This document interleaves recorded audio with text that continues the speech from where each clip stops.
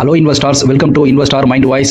Today discuss பண்ண போறதுல number 1 today மார்க்கெட்டோட ட்ரெண்ட், அதுக்கான ரீசன், வேர்ல்டு மார்க்கெட்டோட report, top gainers, top losers, 1 year high வால்யூம்ல ட்ரேட் ஆன stocks, market indices and sector indices, FIIs and DIIs உடைய datas, IPO main board and SME IPO apply பண்ணுறதுக்கான opportunity இருக்கா, apply பண்ணலாமா வேணாமா, டுடே மார்க்கெட்டோட top newses, stock picks of the day, ஒரு சில புரோக்கர்ஸ் பையிங் ரெக்கமெண்டேஷன் கொடுத்துருக்காங்க, அந்த ஸ்டாக்ஸை கன்சிடர் பண்ணலாமா வேணாமா, நிஃப்டி, சென்செக்ஸ், பேங்க் நிஃப்டி அதனுடைய டெக்னிக்கல் அனலைஸ், நாளைக்கு அதனுடைய சப்போர்ட் அண்ட் ரெசிஸ்டன்ஸ் எப்படி ஓப்பன் ஆக போகுது, ஃபைனலாக அப்கமிங் ஃபோர்காஸ்ட், இது எல்லாத்தையுமே டீட்டெயிலாக டிஸ்கஸ் பண்ணுவோம். வாங்க வீடியோக்குள்ளே போவோம்.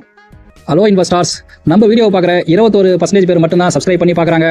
மீத இருக்கிற 78% பேர் பார்த்தீங்கன்னா சப்ஸ்கிரைப் பண்ணால் தான் பார்க்குறீங்க. நீங்கள் இந்த வீடியோ சப்ஸ்கிரைப் பண்ணால் எனக்கு ஒரு சப்போர்ட்டாக ஒரு மோட்டிவேட்டாக இருக்கும். இந்த வீடியோ உங்களுக்கு பிடிச்சிருந்தா சப்ஸ்கிரைப் பண்ணுங்கள், லைக் பண்ணுங்கள், கமெண்ட் பண்ணுங்கள். Thank you to all. ஐபிஓட ஸ்டேட்டஸ் பார்த்துருவோம். ஃபஸ்ட்டு மெயின் போர்டு ஐபிஓவில் பார்த்தா இன்றைக்கி ஓப்பனில் இருக்குது விஎம்எஸ் டிஎம்டி தான் பார்த்தீங்கன்னா இன்றைக்கி தான் ஓப்பன் ஆக போகுது. கிட்டத்தட்ட இன்றைக்கி மட்டுமே ஒரு 7 பேருக்கு மேலே சப்ஸ்கிரிப்ஷன் ஓவர் ஆகிருக்கு. இப்போதைக்கு அது கிரேமர்க் ப்ரீமியம் 22% மேலே இருக்குது. ஸோ 20% மேலே இருந்தால் கண்டிப்பாக கன்சிடர் பண்ணலாம். அடுத்து ஓப்பனில் இருக்கிறது இதனுடைய ஃபுல் வீடியோவை யூடியூப்பில் அப்லோட் பண்ணியிருக்கேன். மேலும் யூடியூப் ஷார்ட்ஸ் பார்க்குறவங்க லோகோவை கீழே இருக்கிற ப்ளே பட்டனை கிளிக் பண்ணி இந்த ஃபுல் வீடியோவை பாருங்கள். தேங்க்யூ.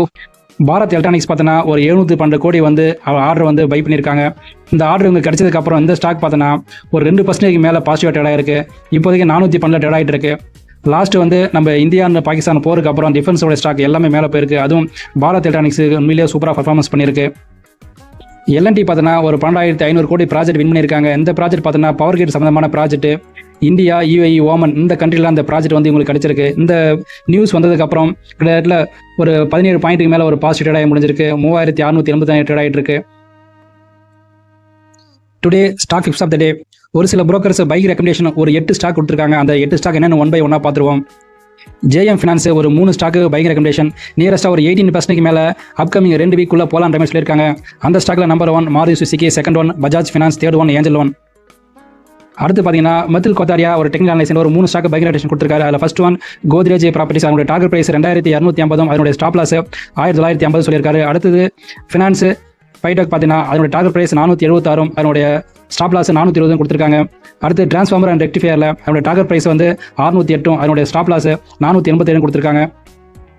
அடுத்து ஒரு லாங் டேர்முக்கு எஸ்ஐபி முறையில் நல்ல ரிட்டர்ன்ஸ் கொடுக்குற ஒரு ஸ்டாக்ஸ் 2 ஸ்டாக் பைக் ரெக்கமெண்டேஷன் குருநாள் பார்க்குற டெக்னிக்கல் அனலைஸ் கொடுத்துருக்காரு. அது நம்பர் 1 பாரத் பெட்ரோலியம், 2வது ஜியோ ஃபினான்ஸ். இந்த 2 ஸ்டாக்குமே ஒரு லாங் டேர்முக்கு எஸ்ஐபி பண்ணால் அதிகப்படியாக ரிட்டர்ன்ஸ் கொடுக்குற மாதிரி சொல்லியிருக்காங்க. இந்த டெக்னிக்கல் அனலைஸ் எல்லாருமே பார்த்தீங்கன்னா அவங்களுடைய அனலைஸ் நல்லா பண்ணிட்டு தான் கொடுத்துருப்பாங்க. நீங்கள் இந்த ஸ்டாக்லாம் கன்சிடர் பண்ணுற மாதிரி இருந்ததுன்னா உங்களுடைய ஓன் அனலைஸ் பண்ணிவிட்டு அதுக்கப்புறம் நீங்கள் இதை கன்சிடர் பண்ணலாமா வேணாமான்னு நீங்கள் முடிவெடுங்க.